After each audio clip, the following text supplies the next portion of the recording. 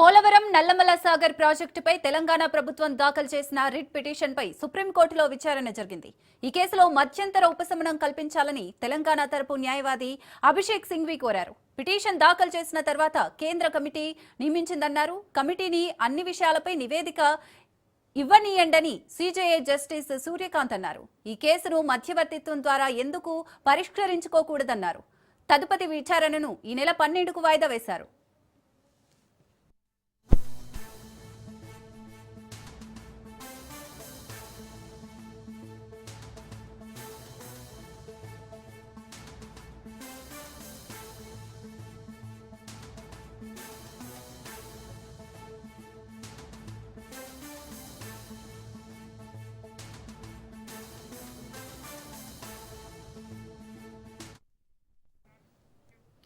పోలవరం నల్లమల సాగర్ ప్రాజెక్టుపై తెలంగాణ ప్రభుత్వం దాఖలు చేసిన రిట్ పిటిషన్పై సుప్రీంకోర్టులో విచారణ జరిగింది.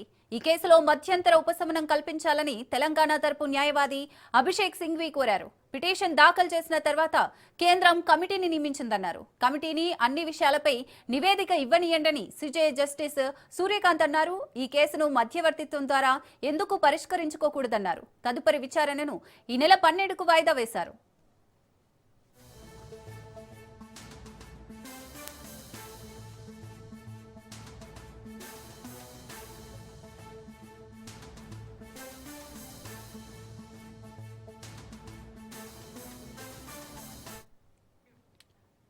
పోలవరం నల్లమల సాగర్ ప్రాజెక్టుపై తెలంగాణ ప్రభుత్వం దాఖలు చేసిన రిట్ పిటిషన్పై సుప్రీంకోర్టులో విచారణ జరిగింది. ఈ కేసులో మధ్యంతర ఉపశమనం కల్పించాలని తెలంగాణ తరపు న్యాయవాది అభిషేక్ సింఘ్వి కోరారు. పిటిషన్ దాఖలైన తర్వాత కేంద్రం కమిటీని నియమించిందన్నారు. కమిటీని అన్ని విషయాలపై నివేదిక ఇవ్వనీయండని సిజేఐ జస్టిస్ సూర్యకాంత్ అన్నారు. ఈ కేసును మధ్యవర్తిత్వం ద్వారా ఎందుకు పరిష్కరించుకోకూడదన్నారు. తదుపరి విచారణను ఈ నెల 12కు వాయిదా వేశారు. మరిన్ని డీటెయిల్స్ మా ప్రతినిధి సునీల్ అందిస్తారు. సునీల్, ఆంధ్రప్రదేశ్ అక్రమంగా నిర్మించినటువంటి పోలవరం నల్లమల ప్రాజెక్ట్ ని వెంటనే నిలుపుదల చేయాలని కూడా తెలంగాణ రాష్ట్ర ప్రభుత్వం వేసినటువంటి రిట్ పిటిషన్ పై ఈరోజు సుప్రీంకోర్టు విచారణ చేపట్టింది. దీనిపై తెలంగాణ రాష్ట్ర ప్రభుత్వం తరఫున అభిషేక్ సింఘ్వి తన వాదన ఇచ్చారు.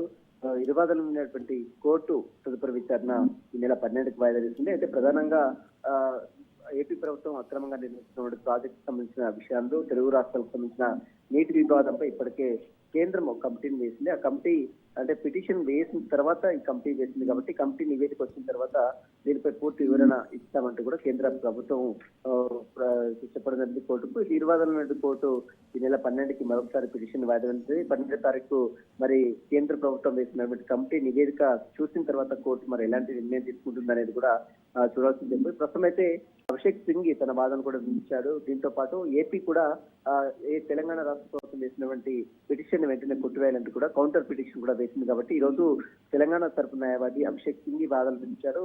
ఇక ఈ నెల 12వ తారీఖున తదుపరి విచారణ తర్వాత మరి ఏపీ వాదన పడిన తర్వాత కోర్టు ఎలాంటి నిర్ణయం తీసుకుంటుంది, కేంద్ర ప్రభుత్వం ఎలాంటి నివేదిక ఇస్తుందని మాత్రం చూడాల్సిందని చెప్పవచ్చు. Right, thank you Sunil.